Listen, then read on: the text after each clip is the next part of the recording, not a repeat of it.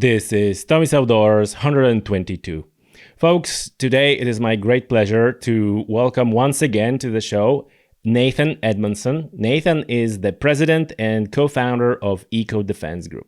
Eco Defense Group is like wildlife special ops. They don't engage directly with poachers, but they rather act as a training, support, and consultancy organization to support frontline rangers who are facing direct dangers and threats from confrontations with poachers. Nathan brings us some news from Africa, some new developments on the grounds of anti-poaching. And as usual, that's a very interesting conversation in terms of, we discuss the impact of COVID-19 pandemic. Once we have it, I think it's fair to say that it's behind us right now. So Nathan was bringing up some news and some assessment what impact it had, and also in general, how the situation looked like. Folks, I'm not going to be dragging this any longer. Just a few announcements before I let you enjoy this episode of the podcast. First off, there is a Tommy's Outdoors shop. You can go to tommysoutdoors.com/shop or just click on the menu shop on tommysoutdoors.com. And you can buy yourself a range of Tommy's Outdoors gears, hats and t-shirts, and soon more. So leave me a comment if you're missing the size that you would like, or you have idea of some other Tommy's Outdoors swag that you would like to buy. Let me know in the comments, and I'll try to make it happen. Secondly, please. Leave the rating. If you're new here, or maybe if you are a returning listener and you haven't done so yet, you can leave the rating, 5-star rating on Spotify or Apple Podcast. This is great help for me and for the podcast, and is helping greatly to the podcast to reach more listeners and more viewers. And also, if you're watching this on YouTube, give it a like and leave a comment. Again, these are things that are helping tremendously with the podcast to reach more listeners and viewers. On Apple, if you're an Apple guy or gal, you can go an extra mile and leave the review. Leave the podcast review on Apple Podcast. Again, that's a great help. And finally, especially if you returning listeners, that I'm editing those episodes very early in the morning, like 5 a.m. early in the morning. And so coffee is very helpful. And you can help me directly by buying me a coffee. Buymeacoffee.com/Tommy's Outdoors, the link in the description of the show. Big thank you to all of you who already bought me a coffee. And I'm not kidding you. This is help. This is help because, like I said, early mornings or late nights are the time where I'm editing those episodes for you. So yeah, I think that's it. I'm not going to be dragging this any longer. So ladies and gentlemen, Nathan Edmondson and Eco Defense Group.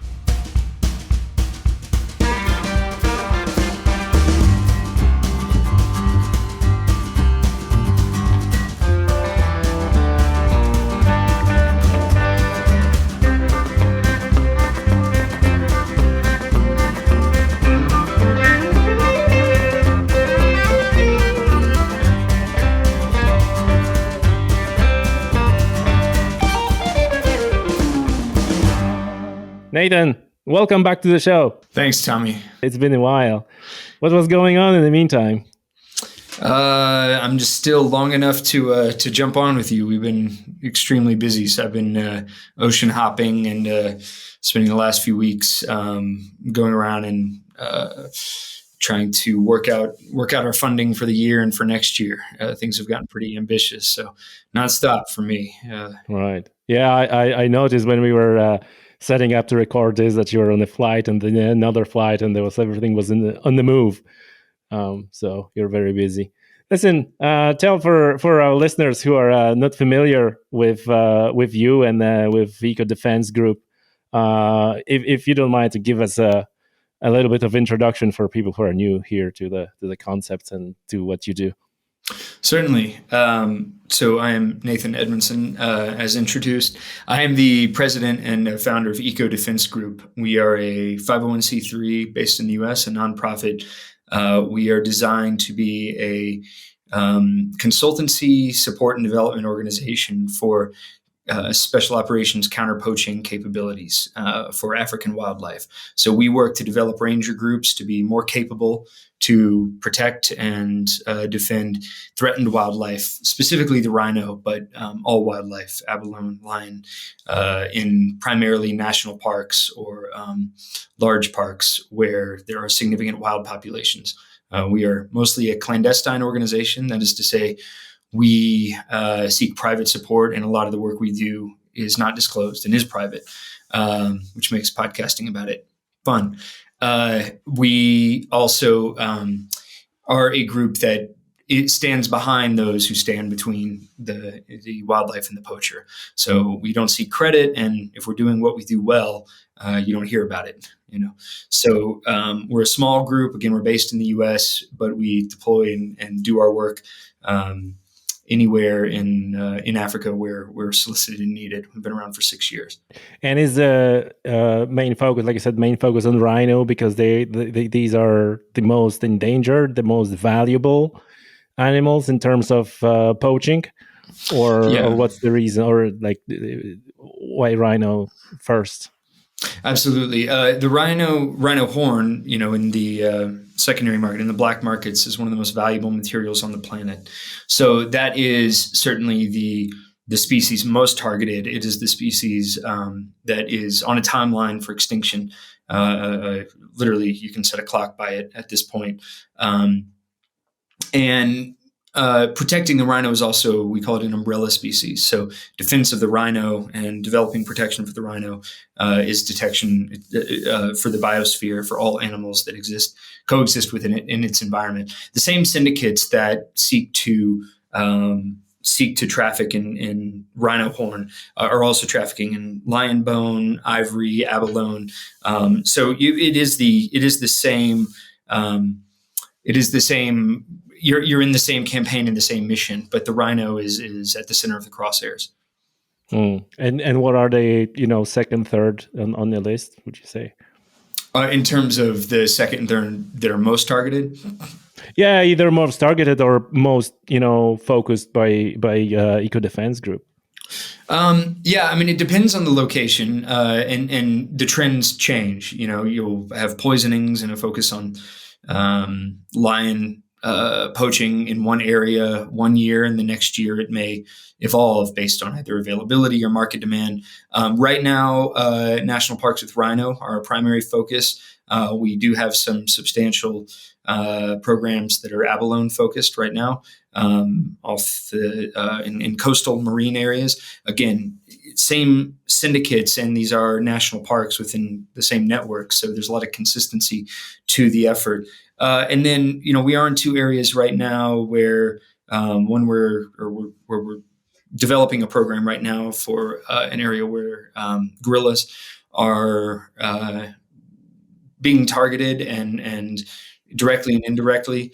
It's a nascent program right now. That'll be a new species focus for us. But really, the species itself, while it may depending on the species, the habits or the actions of the poaching syndicates, or certainly the locally recruited poachers, are going to be distinct. Really, there's a lot that oftentimes the species itself is irrelevant in terms of the development of the protection program. So, when you talk about different species, it's fascinating to me as somebody who loves, the parks and loves to experience, these different wild areas, and for many of our staff and our instructors. But ultimately, you are looking to protect the species, but the species is threatened by people, and those people have very similar behaviors and very similar capabilities in many environments. So anyway, that's a long way of saying it depends. Sometimes it's the same. Sometimes it's, you're developing a program that looks very similar. But as a consultancy, we look at all the unique elements of each environment, the behavior of each syndicate or each entity that is seeking to do wildlife harm and illegally traffic in wildlife. Gotcha. And listen, you mentioned gorillas. Why gorillas are being targeted for poaching? What's the value of gorilla? So first of all, any wildlife can have value. If it doesn't have obvious value, the value is part of a marketing campaign. There are certain animals for, what rhino horn a a commodity, if you will, or is a market, something that's sold in the market, has been for thousands of years. But only in the last 20 years or so, with the increase in cancer rates in Southeast Asia, has it pushed. Well, it's the second time in the last century, but this is the most intense war that has been driven by that demand. Gorillas, there are a number of black market exploitations for trafficking in gorillas, but a lot of times in areas with gorillas, and I'm being a little vague because this specific program is not open for us to talk too specifically about yet, but a lot of times it's the environment that's being targeted. It may be, for example, illegal deforestation, or you may be looking at specific organs, or hands, paws, fur, things like that, or it could just be that violent extremists are in the area who are looking and who are threatening the same security, or the same individuals providing security for the gorilla as well as the environment, if that makes sense. Yeah. I was gonna say that sometimes, like, extraction industry for mineral and extraction, they want to put their hand on the land that is rich in certain minerals, whatever, and there is like a protected areas because there are gorillas. So the best way is to get rid of gorillas. Yeah, and gorillas suffer, from substantial, in certain areas, from substantial demand on energy. So you stop the building of a dam, for example, then the local population needs, they need fuel, they need energy, and that fuel is most available in the hardwood, and that is the gorilla's native environment, which is already such a small territory that they're allowed to exist in. So the energy demand just is a constant hurricane-like pressure out to destroy the last healthy wild remaining populations of gorilla. Yeah, I mean, this is a subject that is coming up over and over again. That really conservation should be more focused on the habitat and protecting habitat rather than specific animal. Because once the habitat is protected, then the animals, and like you mentioned earlier, the whole plethora of animals will find a refuge in those areas if they are protected. Yeah, and to that point, I mean, we're not always purely talking in conservation, and I'm not a biologist, I'm not a geneticist, so I speak with third-hand knowledge at best on this. But you're not always talking purely numbers. You're talking genetic diversity, genetic health, the interconnectedness with the biodiversity with which they've co-evolved, whatever that species may be, or the mini species. So a lot of times we get very focused, exactly to your point, on a despeciation trend. But really, if you're ignoring the entirety of the wild environment, if you focus on just the numbers in a small private reserve, for example, but ignore the national park, which provides a lot of that genetic biodiversity that all other areas benefit from, it's not a long-term view that is going to allow sustainable conservation. That's going to allow sustainable preservation of animals. And at the end of the day, what species are protected in a more exclusive approach like that are going to face an entire other set of problems, diseases. You're not going to have the distribution, and you'll just see sort of diminishing territory, diminishing land, and soon, the soon wildlife exists only in a zoo. Yeah, that's a situation when we would rather avoid. Listen, you mentioned that briefly, but I want you elaborate on this a little bit more. You guys, as an eco defense group, you're not directly involved in fighting poachers. You're not running around with guns through the bush and doing that. You're kind of like providing support to the local, was it community or rangers? Primarily our goal, that is correct. We do not engage in anybody from the West who claims to be or is seeking to be involved. I would caution against involvement with those kinds of entities. One is in principle, we are not the one risking ourselves, and we're not there to displace or be an active force. Two is legal, for legal reasons. That is a quick way for us to get in a whole lot of trouble. But I think primarily the focus is, and our interest is in those who have taken up this cause, is enabling them, one, to not be disenfranchised and not feel alone. Right. This may be their fight, but it's our concern. It's a global concern.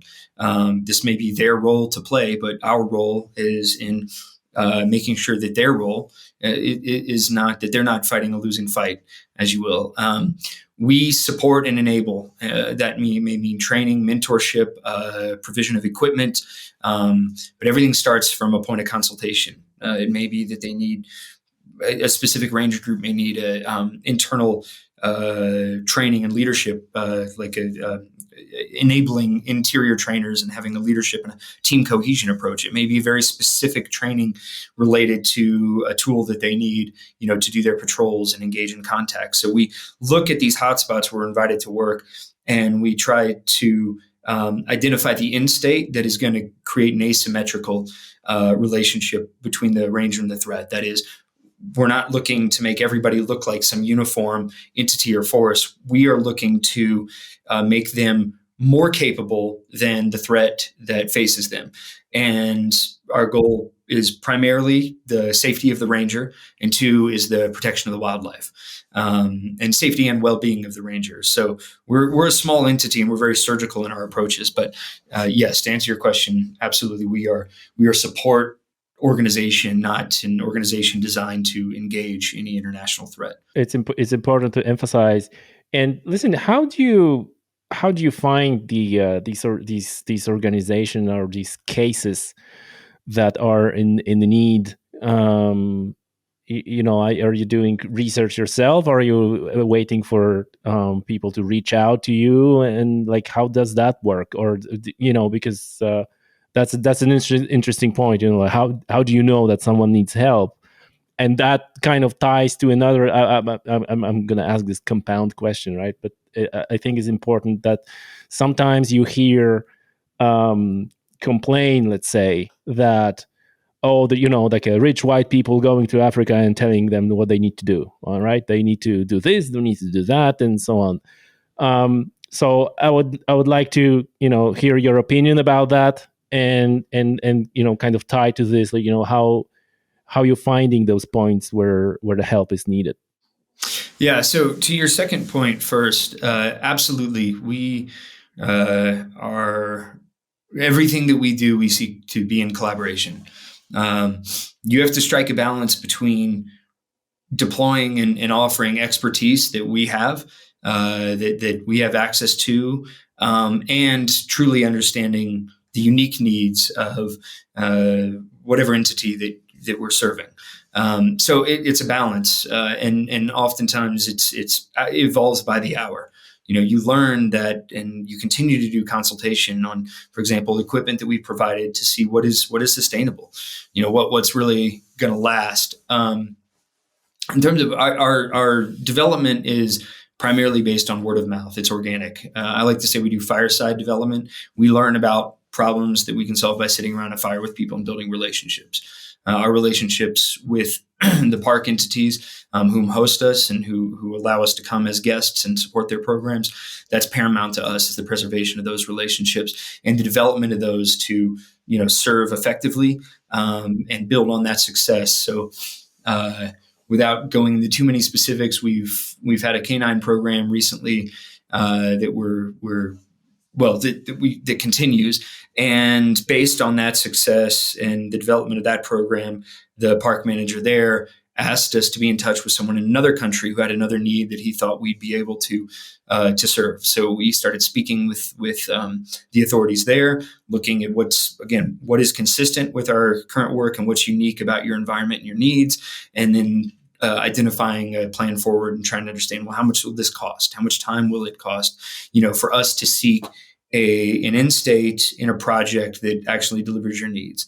Because very often there's, most groups, or many groups, I should say, fundraise on the problem. We fundraise on the solution, but we have to put a lot of effort into identifying that solution. And very often people are easily able to identify the problem, but they're not necessarily as easily or enabled to recognize the solution. They just know the problem that they want remedied. So a level of consultation is going to be necessary. Yeah, that was well put. That the campaigning and fundraising on a problem rather than a solution. That's something I see a lot, and it was very well. Is it like a second saying that you dropped me in the last few days? That I was like, it's a very good one. Listen, so I'm wondering, like, how do you strike the balance then between, on the one hand, you're saying that the organization is kind of small, surgical. You're not really looking for, a lot of publicity, and on the other hand, you have reasonable social media presence, and you need to get people, to know about you, and potentially being able to reach out some way. So how do you strike the balance between these two opposites? Yeah, and well, there's a lot of what we do that isn't on any social media. There's a clandestine side to our, and very often it's, we can put a component of a particular program. We're increasingly pulling away actually from a lot of our public presence, just as the demand grows, as our programs become more complex, as has happened over the last couple of years. It requires more and more discretion on our part in respect of the partner in the program. It's, I don't know that I have an exact formula. It's just something that takes constant management on our part. On the one hand, we want to be good advocates for these places because we have the opportunity to bring both support and understanding of the unique troubles that they face and these crises. On the other hand, we are a guest in their environments, and it is not our place to broadcast, the specifics of their needs. Can you tell us, how the situation changed in Africa in terms of poaching and impacts over the last 3-4 years? Remember when the COVID hit, there was a lot of concerns over. Actually, it was like a mixed signals. On the one hand, it was like, there was a huge hit because of funding was cut, because the travel was cut. There was no funding from tourism, whether it was hunting or non-extractive tourism. But in relation to poaching, it was, on one hand, you could hear like, the poaching, died down. There's not that much poaching, because there's travel restrictions, this and that. And then on the other hand, there were signals like, but the poaching actually, they're just stockpiling, with a rhino horn or whatever. And then once the restrictions will be lifted, then everything will kick off. And so can you comment on this? How that situation played out now that we can fairly say that the COVID situation is more or less under control. I don't know that I can only speak from our perspective. I'm certainly not an authority in the or versed enough in kind of the international trends to give really accurate assessments of a lot of it. But I can say a couple of things. One is that from what I am aware, the majority of claims that poaching had been substantially reduced were just due to there was shutdowns. There were restrictions on movement that applied to everybody. It was easier to identify when people were moving, so there were no tourists in there, for example, for poaching elements to mix in with. Shipping had stopped, so airports had stopped, so the movement of traffic parts was impossible or less than possible. Post-COVID, the demand in our experience it's almost that the shutdown has created a perfect storm. You have the pent-up demand. You have an absolute destruction or erosion of resources, up to 90% of budget gone in some of these places because it's all tourism-based. You have disenfranchised people in positions of wildlife management and authority who have been isolated and are now being predated on by poaching syndicates, identified as more vulnerable. So corruption rises. So with the rhino especially, it's been an explosion post-COVID, and a lot of other poaching is spiking too. So I think that the claims and the looks at it was very artificial. The statistics were very artificial. And now the situation is much more dire post-COVID in the areas where we are working. Anyway, in the areas where we've been exposed, it's I wrote a piece, I think, for the Spectator that about the Omicron shutdown. We were over there when the Omicron news hit, and I venture to say that national shutdowns and shutdown of international commerce and industry and business was really a first world luxury. A lot of countries where that host these parks, they couldn't afford to shut down. Airlines went bankrupt. So, whatever justification you have for it, you have to look at the detrimental effects of those shutdowns to these wild places, as well as just the host economy, the overall well-being of the population in that country. Because, these animals don't live in isolation. These wild places are hosted by countries whose economy, health, movement, society, fabric of society, all these things have a strong bearing on, on the how well these places can thrive or under what kind of threat. So yeah, that's avoiding a lot of the statistics, which I don't have on hand well enough to cite, but I can tell you that the beginning of this year, I saw one of the worst initial rhino poaching attacks I think we've ever seen in South Africa, and the trends have escalated since then. So it's not a good situation. In terms of looking beyond COVID, the trends are dramatic, and they're easy to Google and look at the number of rhino you had 100 years ago, 50 years ago, for example, elephant lion populations as well. And I would also say, in educating yourself along those numbers, look carefully at the square miles or square hectares allocated to wildlife, and some in the budgets devoted to them. There's always some good trends too, not to be ignored. There have been expansion of parks and acquisition of new land, but overall, the economy behind the trafficking of illegal trafficking of wildlife is going has escalated over the past decades, and is now at a point where, like I said, you can set a clock to the extinction of the rhino and some other species. Do you think that rhino is done and we're just delaying the inevitable, or is it still like a light that? Well, in principle, I don't think you can. I just don't think you can say it's done.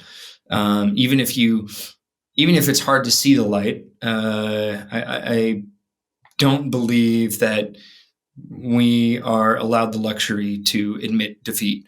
I think that over the last year with some of our programs, or maybe even more the last 6 months, I have started to see greater cause for hope in the specific areas where we're working. Now, that comes with a huge asterisk and a great caveat that bureaucracy, international restrictions on hunting and tourism and other things, all of these are sort of like it's water. There's pressure against the dam, if you will. But we have engaged in levels of consultation where we believe we can see a pathway to success. And what does success mean to us right now? Our goal is to say buy the rhino 10 years and 5 years. That is the current victory. There's no such thing as saving the rhino. It will continue to be under threat. However, in 10 years, we can start to allow for other solutions and other, partners to come to the table. And you can look at the positive effects of protecting wild spaces. For example, the wild dog. At one point, there were just a few hundred in the world. And due to a number of factors, now the wild dog has been introduced in 2 areas where we're working. It's been reintroduced and is thriving. Populations are growing.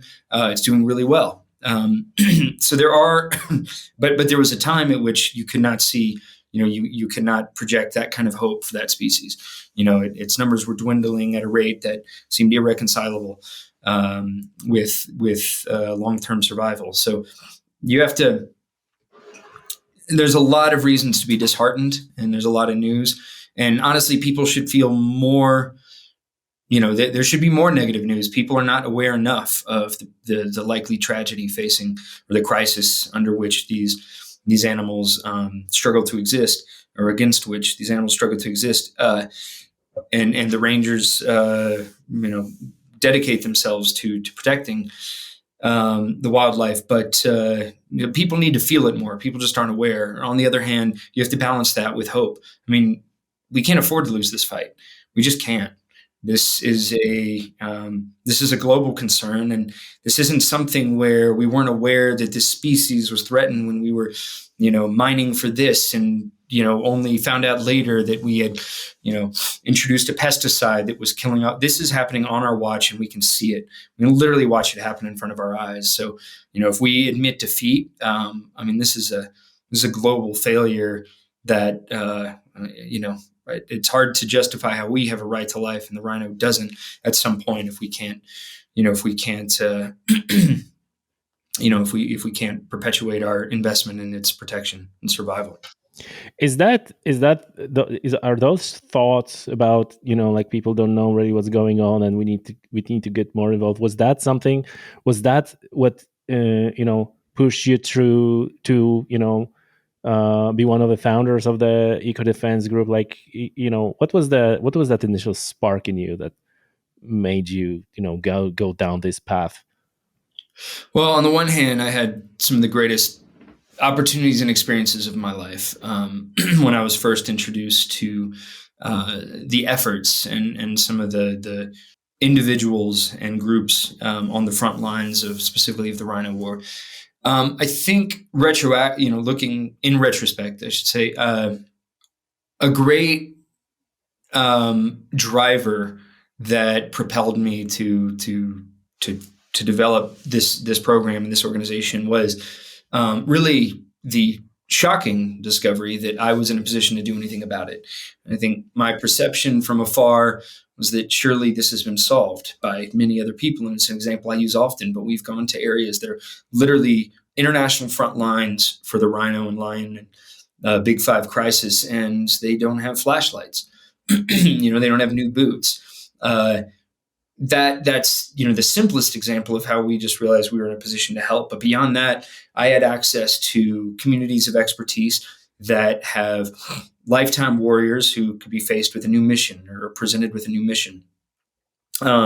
People who've never lost a fight and can educate, support, consult, and just become, join in a brotherhood, as supportive mentors with other people who face potentially or apparently insurmountable odds. It's an awesome gap to bridge, and I am incredibly grateful and very much humbled to be in a position to offer something. And I want this to be something, legacy for my kids. I think you start getting to an age too where that becomes a driver in a lot of what you do day to day is the legacy, how your kids talk about you, what they get to experience. But I want to ensure that they have, to every degree possible, that they have the opportunity to experience what I have over there, which is not guaranteed by a long stretch. It's already, you go to certain places, it's harder to see rhino than it was 5 years ago.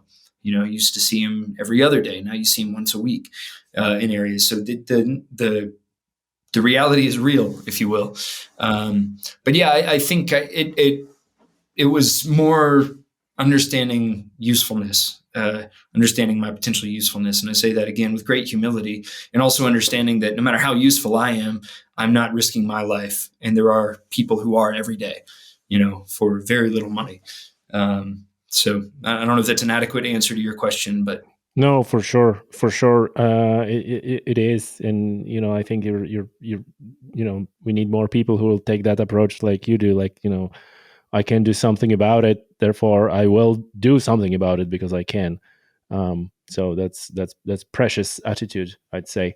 Nathan, tell me, obviously as much as you can and without the details, but 1,000 feet view, how the engagement looks like with once someone reach out to you, or the need is identified, how that usually looks like. Are you drawing out a project, you have sort of a template for engagement, or is it like basically you go in and play by ear, see what's the situation on the ground, and then develop a program based on that?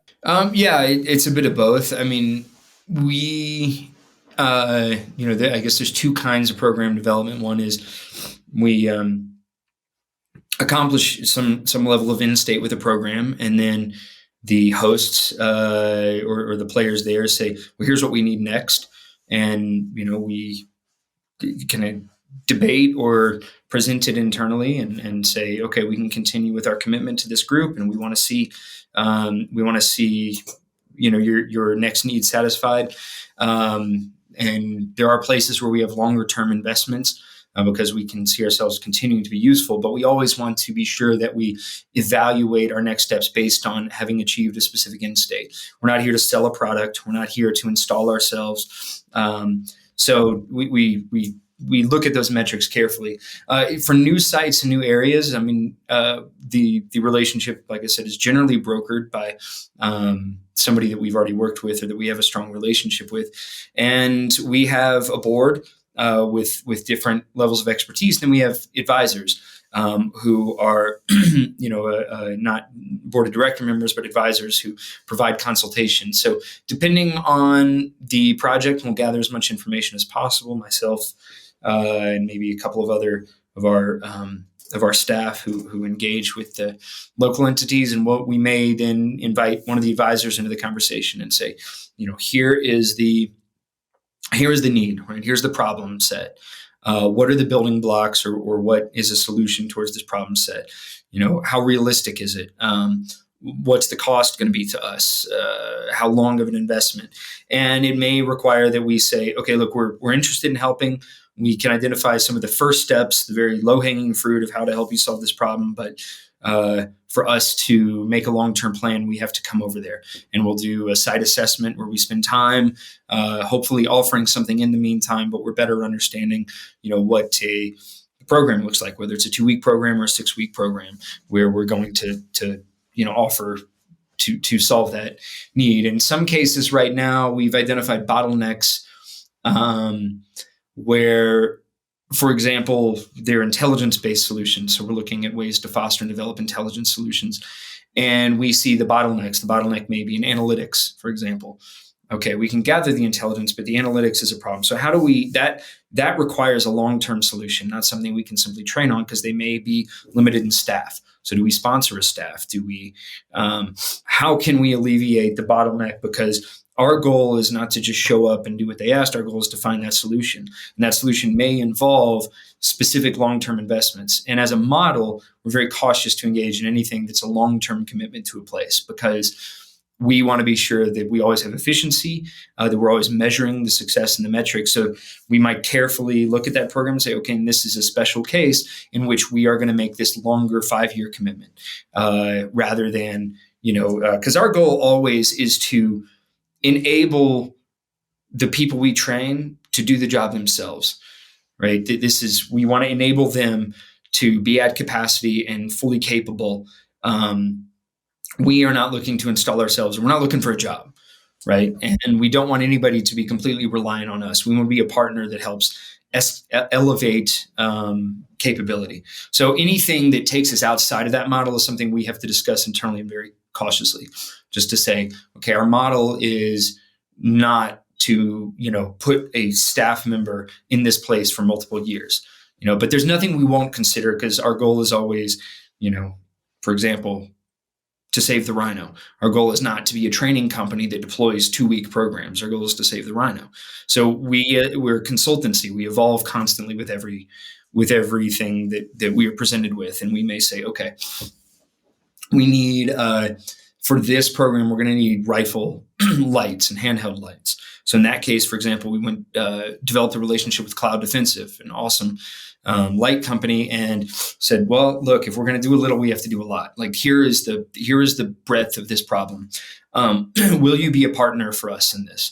And actually, in that case, we asked for something very small, and they came through very big. And they said, we're not just going to solve this part of it. We're going to invest with you long term.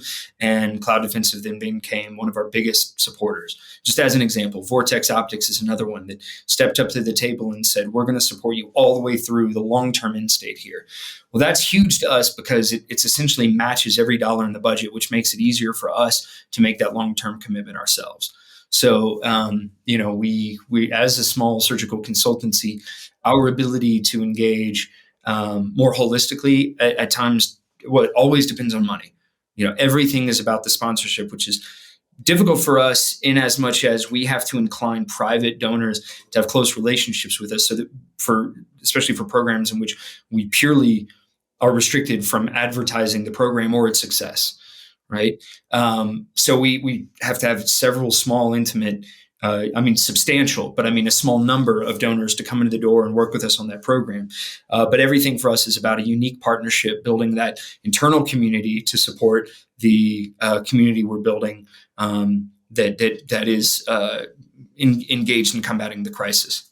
Yeah, and what's for the companies like Vortex or the producer of a flashlight system? What is the incentive for them to get involved? Because they can, like you said, they cannot advertise and say like, "Oh, look, we're doing this great thing," because it's kind of like under the radar. So is it like they just want to make a difference as well? They're just good people, or what are the incentives? Well, I can't speak for everybody all the time. And we do put together some PR assets for these companies to advertise some level of support. We just have to avoid whatever specifics in that program would, for example, disclose the capability and where it is, because now people know if that is a concern, as it very often is. I can tell you in both the cases of our partnerships with Vortex and Cloud Defensive, and mentioning others like Cry Precision and Multicam, and I'm going to get myself in trouble here because once I start naming some partners, you have to name them all. You're gonna miss one, yeah, and it's gonna be so and all the rest, and all the rest, it's program to program, right? We have anyway. My point is, in every situation that comes to mind of a company with whom we have a supporter partnership, I can tell you it's because they're good people. Right. They're not profiting more off of this. It's not that suddenly their customer base says, wow, you support this, I'm going to go buy 3 more. Right. The value to them, obviously, there's a tax benefit, but the value to them is hopefully what we see and share in our hearts, which is the long-term survival of the species that both of us, have a vested interest in. Supporting veterans. We only deploy and send U.S. Special Operations veterans. But yeah, I can tell you in those cases, like, you don't always get to pick who you're in the trenches with. This is a long, lonely, difficult proposition, this mission that we're in, and it's very far away, right? Like it's around the world. So to convince somebody to care, you're in it. We look for relationships that we're going to be in for 5-10 years. So I can say with a great deal of gratitude that both Cloud Defensive, Vortex, and any other supporter that I'm able to call to mind is, or with whom we are engaged in a partnership, they're good people, and we're really grateful to spend time with them. So every one of them we've invited over. So yes, they're good people. Good to hear that. And for how long you're already doing what you're doing?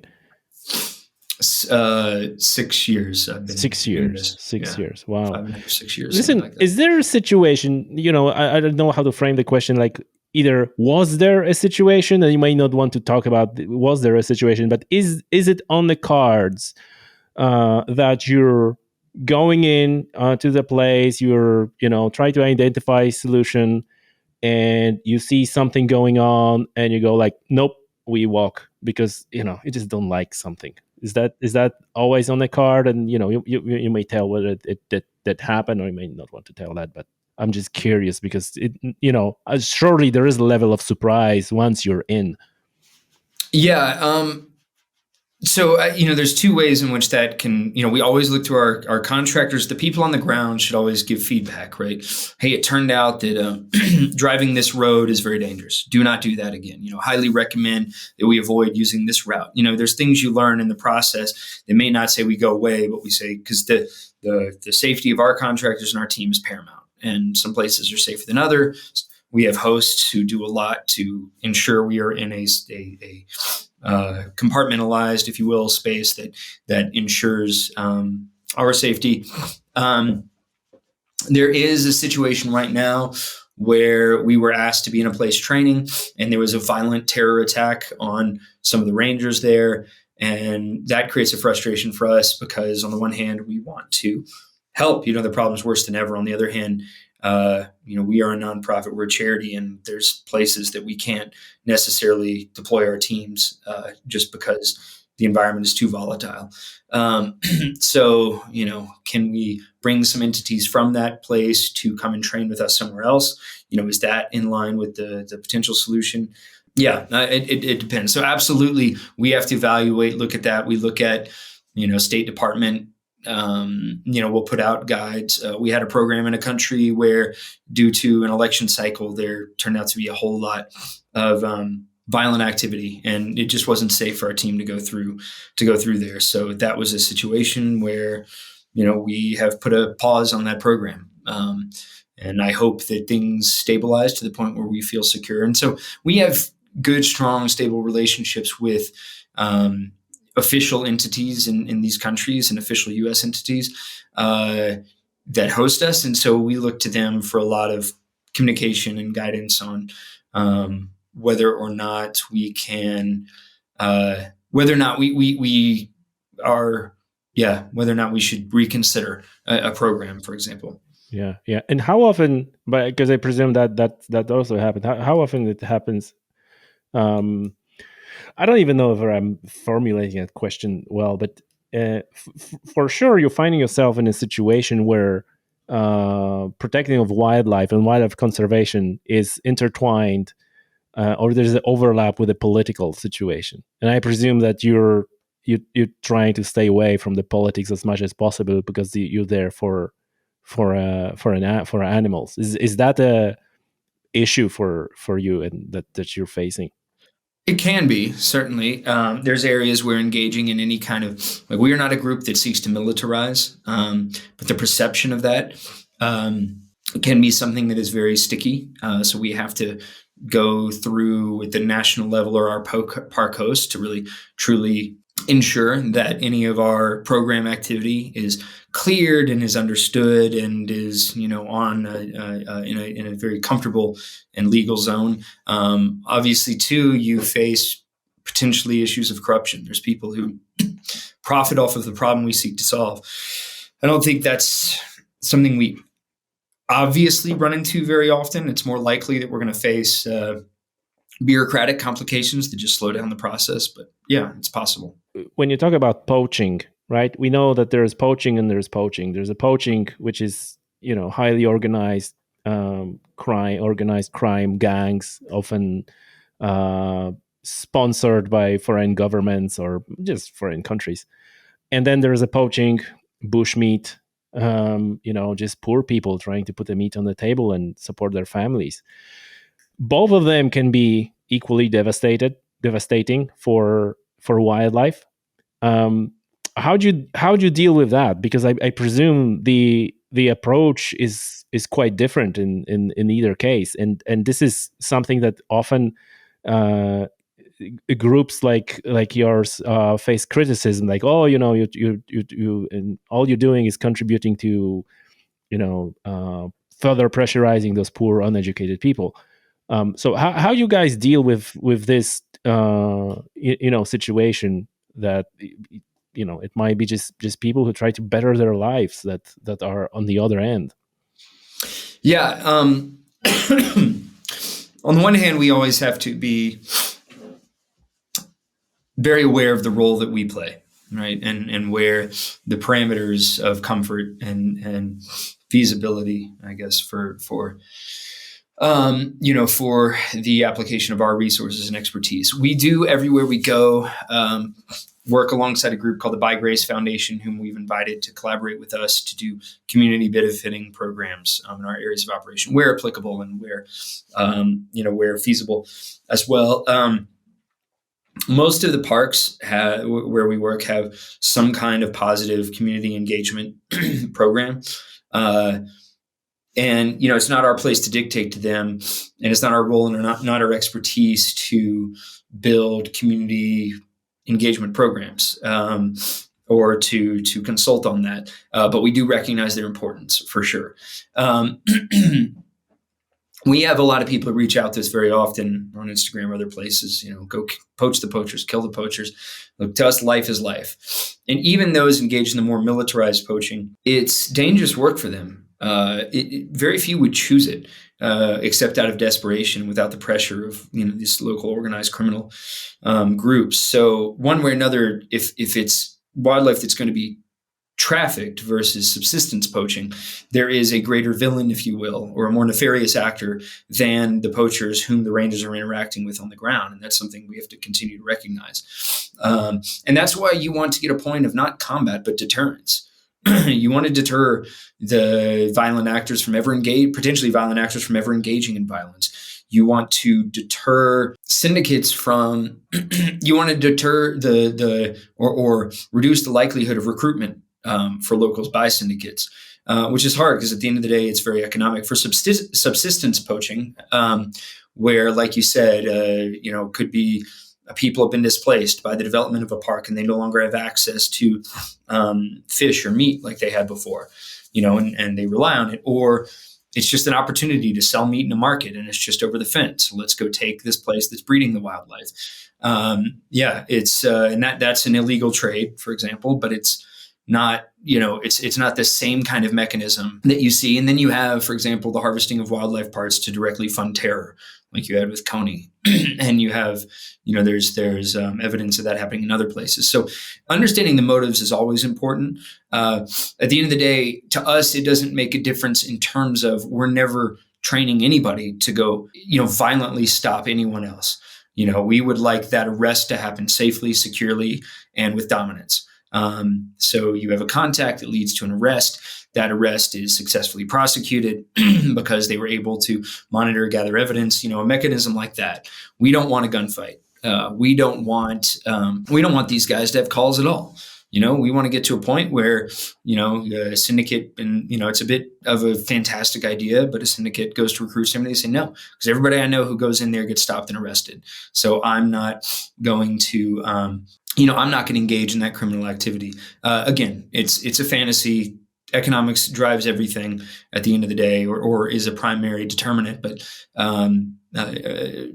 yeah, it matters a great deal in the community relations. I guess that's the simple way to put it. Matters a great deal in the bridges you can build with the communities. It matters a great deal to understand what is this criminal element willing to do when confronted or when engaged. Are they likely to cause harm? Are they likely to hurt you? Are they likely to kill you? If they identify you, are they likely to go to your community, find your family and threaten them?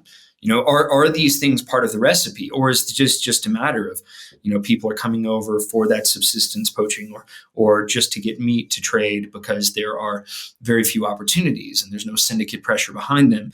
In those cases, community programs can have a huge effect. And I know of some great examples, but it takes a lot of effort and investment. So yeah, identifying where our role is. We want to, again, do consultation, understand what do we focus on here and what is our end state? And our end state is never violence. We always want to get, we say left of bang. We always want to get left of bang. Like they say, the biggest win is when your enemy didn't even know that there was a fight. No, that's exactly right. And it's whack-a-mole to a degree. This problem will, this species may be safe today and it's another species, but that's a global dynamic. So you just look to be asymmetric. Listen, finally, the question that is, I think many people already know the answer, but I would like to kind of hear it straight from you. What is the role or impact of tourism and especially hunting concessions and hunting and versus non-extractive tourism on poaching or potential prevention of poaching. How does that look for you, and how big those two factors are in terms of how the situation unfolds on the ground? Yeah. Well, look, I mean, as I said, the loss of tourism led to in some places, 90% budget cut. So that's detrimental to all conservation, not just counter poaching, not just law enforcement, but all the wildlife conservation and management in that area is going to be dramatically affected. Veterinary care, movement of animals, all of this stuff. Hunting, it's a long conversation, but hunting is a part of that tourism block in a different way. It also protects private reserves, hunting areas, areas adjacent to the places we're more likely to work, for example, because they're kind of tend to surround like national parks with hunting concessions, and then they create like a buffer zone. Is that the That's one. Yeah, that's certainly one way. And also like the hunting reserves often benefit from the biodiversity. Like there's a symbiotic relationship. I think for us, we've worked because we've received grants from SCI West Texas, DSCF, and we always look for opportunities to bridge the gap between the protection of hunting areas and the national parks where we more likely work, and to incline those people who do benefit the local economy, care about wildlife, and come spend time in the area to say, hey, come on this side of the fence, and let's discuss ways to protect holistically. So that's an opportunity we always look for. Obviously, because these entities have given us grants, they are directly involved in our work and our efforts. So that is an impact that maybe they didn't have last year, they have this year, because we are willing to work diligently with the money they give us to have that impact. But any of the hunting reserves, any of the concessions that have hunting as part of their wildlife management program, if that stops, if the trophy movement stops, then that is a brick in the wall that's being removed, or a stone in the dam that's being pulled out, right? So, without going too far, this is a long discussion, and there's a lot of nuance to it, and a lot of specifics and specific victories to look at, and difficulties that are facing. But I would simply say that in both hunting communities and the safari tourism, that all should be inclined to take a greater interest, education, and participate in more advocacy for all national parks in Africa and all wildlife. We can't sort of identify one demographic from another. It is a dam, made of stones or of bricks or however you want to describe it. And if you start removing those or isolating those, then the water starts to flow, and things get really, really dire. So we really appreciate the support of every community that supports us. Certainly the hunting communities who've invited us to present at different shows and develop. Some of our best relationships have developed in those communities, and we are mutually educated. Educated in those relationships. It seems to me like like I don't know whether it's true or not, but it seems to me, maybe because I'm coming like more in tune, let's say, with the hunting community, but it seems to me like the potential of making impact is far greater versus like a photo tourism or whatever, where photo tourism is more focused on sort of like you have a hotel and people looking for luxury and the cool photos for Instagram, while hunters seems to be like less people, like more land protected for less people, because they're more tend to go into the live in a tent or in a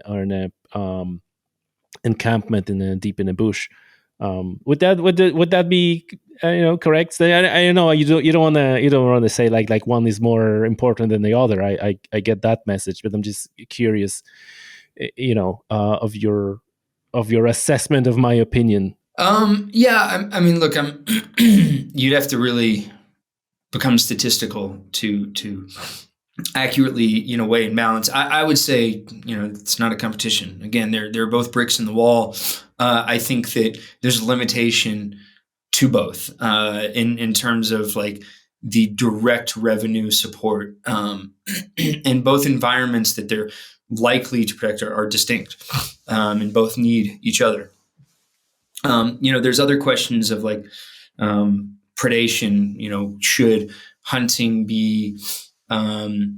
hunting be allowed in as it traditionally was, historically was, in the national park systems? And there's a lot of healthy debate. I think it's very rare that there's a very obvious black and white answer, because we're trying to coexist with species whom we've advanced technologically so far beyond that our natural relationship is is completely distorted. There's areas where elephants, for example, are hugely destructive to river adjacent forests and ecosystems in ways that historically they weren't, because historically there were villages set alongside these rivers who made pitfall traps or hunted the elephants to stop the destruction of their farmlands or their communities or their houses or fishing apparatuses. And that relationship is gone. So the elephants now have no restriction, because they have, at one point, human beings were the predator, right? There was predation on elephants. There was an antagonistic relationship, which is now gone. So the elephants are hyper-focused on an area with certain resources, and they're destructive to it. And in that case, it's not necessarily about the elephant population, but you've removed a factor that helped manage the environment. The biggest factor in those cases is just the restriction of land for wild use. The number of people on the planet, and I'm not advocating population control or anything like that, but the number of people and the amount of land allocated to wildlife, that's the biggest problem that we face. Elephants used to cross continents. Now they're lucky to cross, a national park. So just using those as examples in which there are other directions of conversation about could, for example, in that case, is there a way in which hunting could play a different part in that national park and remove from it all the public relations complications and pressures that are imposed upon that park, for example? And then you have other problems. Well, a gun and the appearance of a person with a gun, and now the vehicle they drove to show up with the gun, all of these are become part of elephant memory and behavior. And so now they're more hostile towards people, and it's harder for tourists to coexist. And, now if you need to do a dart or some kind of veterinary care for an elephant, you've created complications in those relationships. That's why I say people who, when I hear presentations of how black and white it may be, you do this and the result is this. It's far more nuanced, complicated than that. And again, my role, I'm not an expert in any of the things I just described. These are just conversations I'm presented with, and the more time you spend around the fire, the more you understand that any solution you want to present must be, carefully. You must play devil's advocate with it, absolutely, like any intel analysis. You must play. You must always look at alternative methods and measure efficacy and stuff like that. So. But again, our role is not to be a lobbying group for any of those solutions, purposes, or communities. It's to play our role. But we invite anybody to spend time around the fire with us to hear what we hear. Yeah, that's no, you guys are doing a fantastic job, and there's more people like you needed badly. Listen, Nathan, tell us, how people can support eco defense group. How is there a way to engage? Is there a way to donate? Is there are you running any campaigns, any programs that people can engage? And if yes, in what way? Certainly, we right now have a raise. We're looking to purchase some vehicles for some parks. That's a very direct and tangible need, which will continue. So we have a campaign on our Instagram right now to support that. What's your Instagram? Eco Defense Group at Eco Defense Group. Our website, ecodefensegroup.org. You can go there and donate directly. You can purchase a shirt or something. Like I said, we're a relatively clandestine organization, and we do look for the right donors to come in the door to build relationships with. But anybody can support and see, the results. And we are a small enough group that there's always going to be a very tangible and direct relationship between your dollar and where it goes. So on all channels, we're at Eco Defense Group or ecodefensegroup.org, and we certainly invite anybody and any of your listeners. And I know you have a great many intuitive, intelligent listeners who want long form discussion on different conservation issues to come and participate with us. We're grateful for everyone, and we're certainly in an ongoing need. For sure. And I'm gonna put all the links in the description of this show, so people who you don't have to rewind this and kind of go back and listen. That put all the links in the description of the show. Nathan, thank you. Thanks so much for your time. Thanks so much for what you're doing. It's a great initiative, great job, and I wish you all the best for the future. Thanks, Tommy. I appreciate you greatly, and thanks for having me on.